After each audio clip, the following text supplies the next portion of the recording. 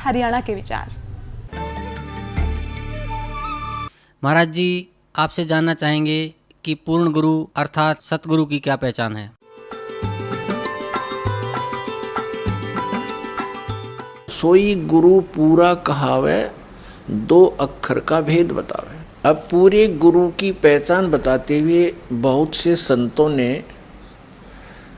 कहा तो सत्य है, लेकिन स्वयं उससे परिचित नहीं। उनमें से एक राधा स्वामी पंथ के एक महात्मा हुए हैं श्री सावन सिंह जी। और श्री सावन सिंह जी व्यास डेरा के संस्थापक श्री जयमल सिंह जी के उत्तराधिकारी माने जाते हैं। और श्री जयमल सिंह जी सीधे शिष्य माने जाते हैं श्री शिवदयाल जी के। राधा स्वामी पंथ के प्रवर्तक कहे जाने वाले श्री शिवदयाल जी के सीधे से श्री जयमल सिंह जी ने पंजाब के अंदर डेरा व्यास की स्थापना की और उनके उत्तराधिकारी श्री सावन सिंह जी। और श्री सावन सिंह जी के शिष्य बिलोचिस्तानी शाह मस्ताना श्री खेमामल जी, जिन्होंने सच्चा सौदा सरसा डेरा में एक डेरा स्थापित कर दिया, बेगू रोड पे है। और उसी की एक ब्रांच जगमाल वाली और गंगुआ में पहुंच गई श्री सावन सिंह जी के ही विचारों की। और वही एक सावन कृपाल मिशन दिल्ली में स्टार्ट हो गया। श्री कृपाल सिंह जी सावन सिंह जी के शिष्य थे। तो उस सावन सिंह जी के क्या विचार हैं वो खुद बता रहे हैं कि गुरु ग्रंथ साहिब में ऐसा लिखा है कि सोई गुरु पूरा कहावे, जो दो अक्षर का भेद बतावे। वो दो अक्षर कौन से? वो सतनाम है, जिसमें एक ओम है, एक गुप्त है। और यही श्रीमद् भगवत गीता अध्याय नंबर 17 के श्लोक नंबर 23 में कहा है, ओम तत्सत इति निर्देश है ब्रह्मण तिर्विध समर्थ। ब्रह्मण माने सतपुरुष, अमर पुरुष, परम अक्षर ब्रह्म। ये पर्यायवाची नाम है उपमात्मक उस पूर्ण परमात्मा के, पूर्ण ब्रह्म के। उसके पाने का ओम तत्सत, ये 3 नाम के जाप का निर्देश है। और वो 3 विधि से उसकी सिमरन होता है। जैसे सतनाम में 2 अक्षर हैं, इन दोनों का श्वास उ श्वास से होता है, एक आवे एक जावे। और जो सारनाम है, जिसको श्रीमद् भगवत गीता में सत कहा है, तो वो सार शब्द है, सार नाम है, आदि नाम है। उसके सिमरन की विधि इनसे भिन्न है। वो केवल सुरत और निरत से होती है। सतनाम का जाप 4 पदार्थ से होता है, सुरत, निरत, मन और पवन यानी श्वास। इन चारों को लगाकर सिमरन करना। वैसे श्वास लेते रहो, ध्यान नहीं है इसके ऊपर तो उसका यूज नहीं। तो ये चारों मिलाकर के जो सतनाम का श्वास उस श्वास से जाप होता है, तो वो सही पूर्ण लाभ देता है। फिर जब सारनाम का सिमरन होता है शुरू, उसमें केवल सुरत और नृत ही काम करती है। इसलिए उसको अकय शब्द कहा है कि उसको बोल कर बताया भी नहीं जा सकता ऐसे सिमरन करो। कैसे सिमरन कर रहा हूँ ये बताया नहीं जा सकता, करने वाला ही उसका अनुभव कर सकता है, महसूस कर सकता है। जैसे गूंगा गुड़ खा के उसके टेस्ट को बता नहीं सकता, एक विशेष प्रतिक्रिया ही कर सकता है। ये राधा स्वामी पंथ के ग्रंथ हैं, ये आपको दिखाते हैं। संत मत प्रकाश हजूर महाराज सावन सिंह जी के सत्संगों का संग्रह भाग 4। ये कहाँ से छपा ये देखिएगा। ये है संत मत प्रकाश भाग 4, महाराज सावन सिंह जी के वचन है। ये प्रकाशक सेवा सिंह, सेक्रेटरी राधा स्वामी सत्संग व्यास, डेरा बाबा जयमल सिंह, जिला अमृतसर।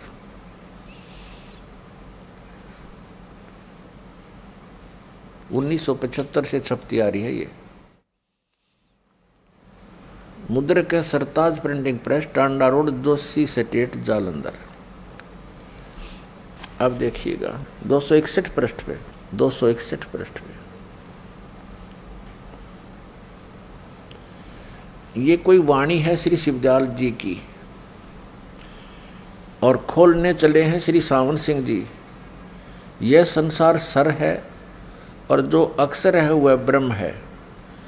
ये सर अक्षर, इसमें सारा खेल इन अक्षरों पर है। और तीसरा नी अक्षर, इनको पता नहीं इसके बारे में, वह ब्रह्म है। अक्षर को ये ब्रह्म कह रहे हैं और नी अक्षर पार ब्रह्म है। ठीक है, जब से यह संसार बना है इस महल दुनिया में गुजारा करते आ रहे हैं, किंतु अब गुरु की कृपा से आत्मा इस महल को छोड़कर सतलोक जा रही है। गुरु ग्रंथ साहिब में बड़े गहरे और गुप्त रहस्य हैं। एक स्थान पर आता है कि 52 अक्षर लोक तेरे, सब कुछ इनके माही। ये अक्षर खिर जाएंगे, वो अक्षर इनमें नाहे। आदि गुरु ग्रंथ साहिब में 340 पृष्ठ पे ये वाणी लिखी है। इसका अनुवाद किया है सावन सिंह जी ने। 52 अक्षर संस्कृत भाषा के हैं। शायद ही कोई ऐसी भाषा हो जिसके 52 अक्षर हों। इस संसार का सारा मामला 52 अक्षरों में आ जाता है। पिंड अंड का हाल तो 52 अक्षरों में आ गया। आगे 2 अक्षर और हैं जो पार ब्रह्म में है। इसके विषय में ग्रंथ साहिब में लिखा है। ये कहते हैं वह 2 अक्षर जो हैं ये है तो सतनाम की तरफ संकेत। इन कख पता था इन मारे सट्टे नको पार ब्रह्म मिलेंगे मरे पाछ है। ये तो जीते जी सिमन करना है इनका। आगे देखो ग्रंथ साहिब का हवाला दिया है कि पार ब्रह्म है। इसके विषय में ग्रंथ साहिब में लिखा है इन 2 अक्षरों के बारे में। सोई गुरु पूरा कहावे, 2 अक्षर का भेद बतावे। ये सावन सिंह जी के विचार हैं। ये कह रहे हैं कि गुरु ग्रंथ साहिब में ये वाणी है नीचे की, इस पृष्ठ पे। सोई गुरु पूरा कहावे, 2 अक्षर का भेद बतावे। एक छुड़ावे एक लखावे, तो प्राणी निज घर को पावे। इन दोनों अक्षरों का भेद बता दिया। एक तो छुड़वावेगा इस काल से, ये इसकी मजदूरी है, ओम मंत्र है। और एक लखावेगा, दूसरा जो सतनाम का दूसरा मंत्र है वो पार नहीं कर सकता। वो केवल अक्षर पुरुष के लोक में ही प्रवेश करा सकता है, उससे आगे नहीं जा सकते। और तीसरा मंत्र सार नाम, सार शब्द, विधेय शब्द, अकय शब्द जिसको बोलते हैं, वो पार करावेगा। उससे मोक्ष होगा, वो सार शब्द से। वो भी सिमरन करने का, उसकी भी कमाई करनी है। देखिएगा, सोई गुरु पूरा कहावे, 2 अक्षर का भेद बतावे। सतनाम की तरफ संकेत है, 2 अक्षर का हो सतनाम। एक छुड़ावे, उन अक्षरों में थे एक ओम तो छुड़वाओगा। जैसे श्रीमद् भगवद गीता अध्याय नंबर 18 के श्लोक नंबर 66 में गीता ज्ञानदाता कहता है कि तू सर्वधर्मान परित्यज्यमाम एकम शरणम वर्ज अहम तवा सर्व पापेभ्यः मोक्षामि मा शुच। ये कहता है कि मेरे सतर की जितनी धार्मिक क्रियाएं हैं, जैसे ओम नाम का जाप है, इसका ब्रह्म का यो काल है, सरपुरुष भी इसी को कहते हैं। ये केवल 21 ब्रह्मांड का मालिक है। कहते ओम नाम की कमाई मुझ में छोड़ दे, मुझे त्याग दे मेरे में। तब एकम शरणम व्रज, उस सर्वशक्तिमान परमेश्वर की शरण में जा, उस परम अक्षर ब्रह्म की में।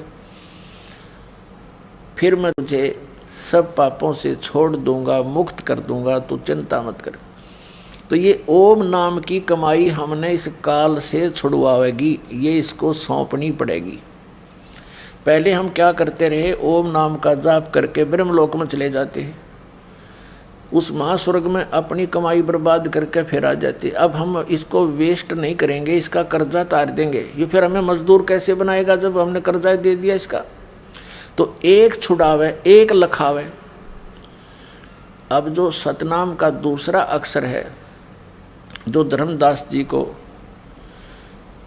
दिया था मालिक ने, सतनाम, वो दिखाया आपको और भी दिखाते रहेंगे। तो दूसरा मंत्र जो है वो अक्षर पुरुष की कमाई है, जो हमें 11वें द्वार से पार करके जाएगा। वो जो दूसरा मंत्र है सतनाम का, वो अक्षर पुरुष का है, उसके साथ संग ब्रह्मांड है।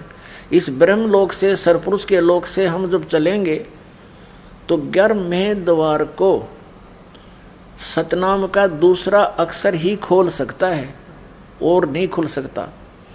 तो जब वो 11वां द्वार हम पार करेंगे तो वहाँ पर ये सतनाम के दूसरा अक्षर की कमाई काम करेगी और उसकी कमाई का हम टैक्स देंगे, किराया देंगे, रेंट देंगे इसको, क्योंकि 7 संग ब्रह्मांड को पार करके हमने सतलोक में पहुंचना है। जो हमारा दूसरा मंत्र है सतनाम का, ये हमें भंवर गुफा तक पहुंचा देगा और वो भंवर गुफा है, वहाँ एक बैरियर लगा है, वहाँ से सतलोक दिखाई देना शुरू हो जाता है। लेकिन जिसके पास सार शब्द नहीं है, वो तीसरा नाम विधेय शब्द नहीं है, वो मंत्र उसकी कमाई नहीं है, तो वहाँ देख सकता है, उसमें प्रवेश नहीं कर सकता 12वें द्वार में। तो इस प्रकार इन तीनों मंत्रों का अपने अपने स्थान तक पूरा लाभ है। तो 3 मंत्र का जाप है। गीता जी अध्याय नंबर 17 के श्लोक नंबर 23 में भी कहा है ओम तत्सत इति निर्देश है। ये सांकेतिक शब्द, ओम तो क्लियर है, ओम तत्सत इति निर्देश है। ब्रह्मण तिर्वेद समर्थ है। ब्रह्मण माने सचिदानंद घन ब्रह्म के पाने का, सतलोक जाने का। लेकिन गीता ज्ञानदाता को इन 2 मंत्रों का पता नहीं। ओम तो सीधा है,